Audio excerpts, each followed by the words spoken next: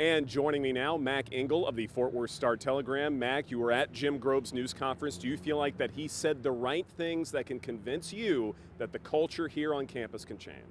I think this was probably the single most sad and muted introductory press conference for a football coach I've ever seen, and it's not this guy's fault. He said all of the right things. He said everything that you would want to hear if you were a Baylor fan, but I think given the set of circumstances that the Baylor leadership handed to him, no, I don't think anybody can be convinced, not that they won't do the right thing.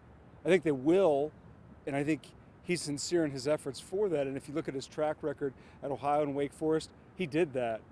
I think the issue for Baylor fans eventually, if not today, a few months down the line, is are we going to win again the way we did under Art Briles? And I'm not sure anybody thinks that that's happening. I think one of the interesting things as far as this culture change is concerned is that the coaching staff remains intact. And a lot of people are upset about that because if they were part of this culture being a problem to begin with, why isn't anyone losing their jobs? What is your take on that? The same concerns and questions that anybody would in that situation. It's the reason I asked him, are you concerned or have you been told that any of those staff members will be affected by the Pepper Hamilton report? He said no. Baylor fired Art Briles, or suspended with the intention to terminate, whatever that means. They fired 2 other staffers, and that's it. I cannot imagine how awkward it's going to be, the fact that Art Briles' son, Kendall, will remain as the offensive coordinator, and his son-in-law will remain on this staff as well.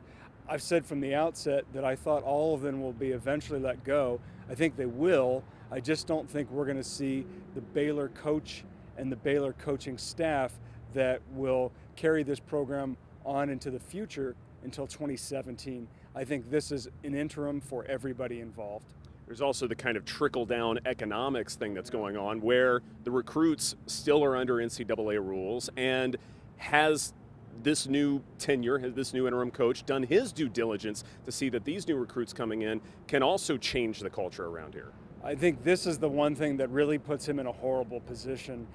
He comes in and he wants to be given an opportunity to at least talk to the 2016 class who committed to Art Briles. Now, 7 of those would-be freshmen want out, and Coach Grobe said today, I want to talk to all these parents, I want to talk to all these kids before we make that decision, and we'll follow the NCAA appeals process or the NCAA guidelines. Well, that means these kids are basically going to have to transfer without ever having attended Baylor University. It's absolutely ridiculous. As far as retaining the 2017 commitments, that's not happening. They're already fleeing. The reality of it is, we know this, when they committed to Baylor, they committed because of Coach Briles, and once he left, their commitment basically should be null and void.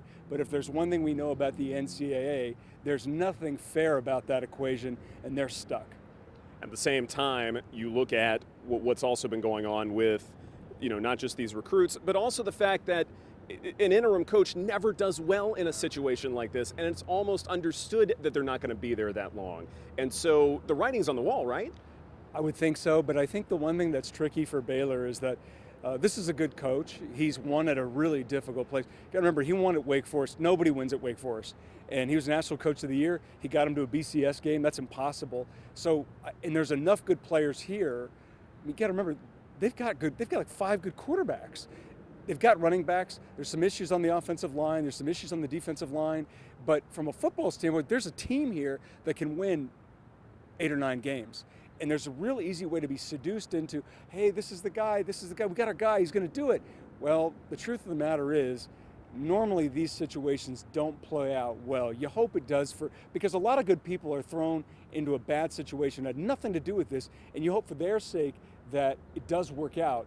But historically, you're right, the interim ones usually don't work. That's why my gut tells me eventually down the line, this will be just a 1-year, basically 7-month thing for Jim Grobe, and they will find their guy in December or January. Mac Engel of the Fort Worth Star-Telegram, thank you so much for your time. Thank you very much. Appreciate it. Thank you. And I'm Edward Egros, Fox 4 Sports.